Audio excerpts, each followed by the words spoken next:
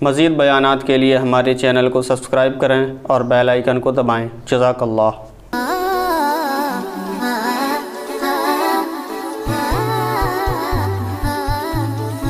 تبھی میں کہتا ہوں کہ سب سے پہلی شرط عالم کو فالو کرنے میں ضروری ہے کہ اس کے استاذ کون ہیں،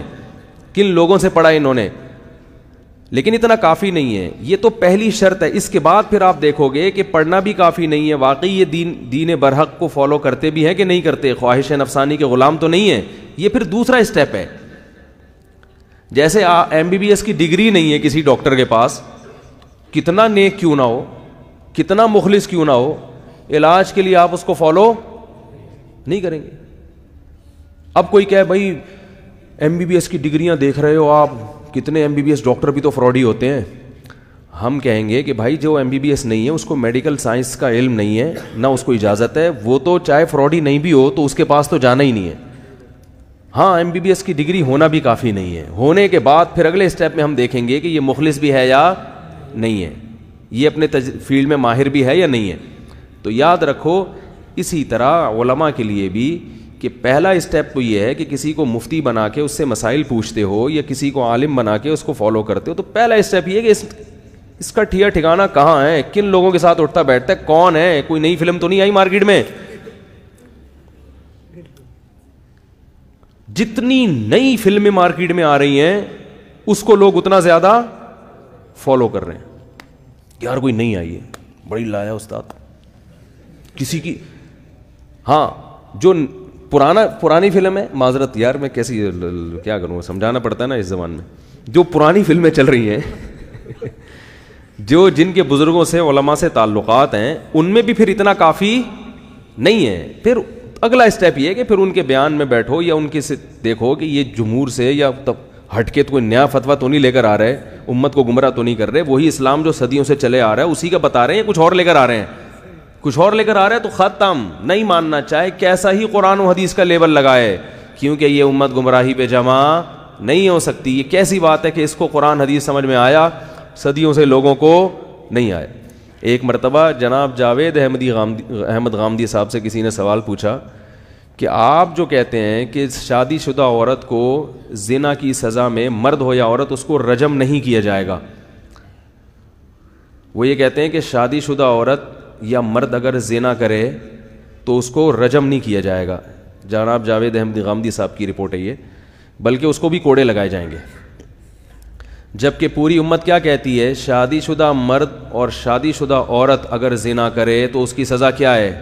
اسلام میں، رجم، اس کو زمین میں گاڑ کے پتھروں سے مار کے ہلاک کیا جائے گا۔ حکومت کرے گی یہ کام، آپ نہ کرنا شروع کر دیں،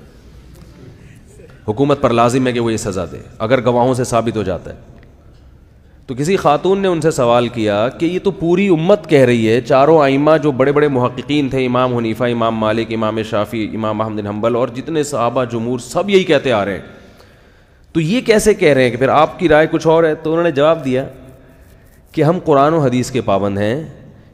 یہ سب محقق تھے، بڑے اچھے لوگ تھے، مگر ہم ان کی ریسرچ کے پابند بولو بھائی نہیں۔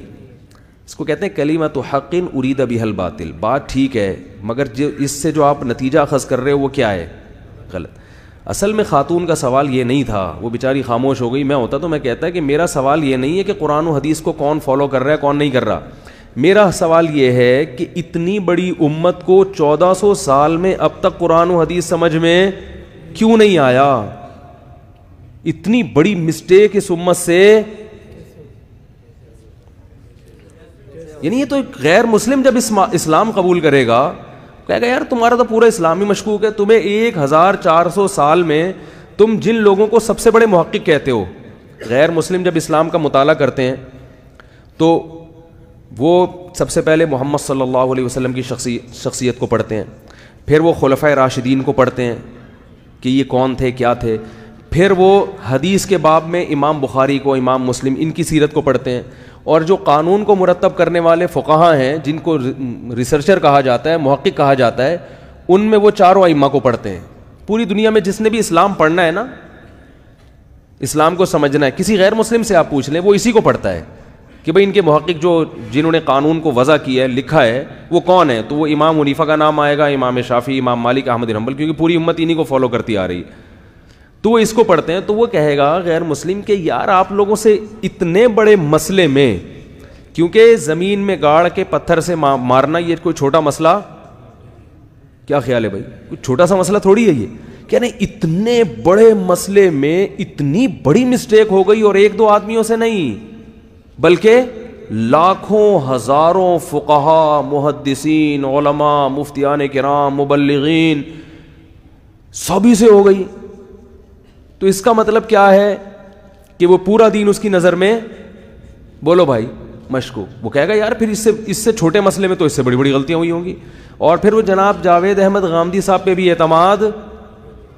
بولو نا, کہے گا یار جب اتنے بڑے بڑے لوگوں سے اتنی بڑی بڑی غلطیاں ہو سکتی ہیں, تو یہ جو 15ویں صدی کے پروفیسر ہیں ان سے تو اس سے بھی بڑی ہو سکتی ہے. اس کا مطلب یہ جیسے عیسائیت مشکوک ہے, اس کا ہمیں نہیں پتا کہ وہ محفوظ ہے یا نہیں, تو اسلام بھی کیا ہے, غیر محفوظ ہے, اسلام بھی محفوظ نہیں ہے. تو یہ اس طریقے سے لیبل اسلام کی خدمت کا, مگر حقیقت میں اسلام کی جڑوں کو کھوکھلا کیا جا رہا ہے. بات سمجھ میں آ رہی ہے کہ نہیں آ رہی ہے؟ آ رہی ہے نا, الحمدللہ. تو پہلا اسٹیپ تو میرے بھائی آپ نے یہ دیکھنا ہے کہ یہ کن لوگوں کے ساتھ اٹھنا بیٹھنا, کون ہے, کہاں سے آیا بھائی, مریخ سے تو نہیں آیا کوئی. مفتی طارق مسعود صاحب کے شارٹ کلپ بیانات کے لیے ہمارا چینل سبسکرائب کریں اور بیل آئیکن کو دبائیں. جزاک اللہ.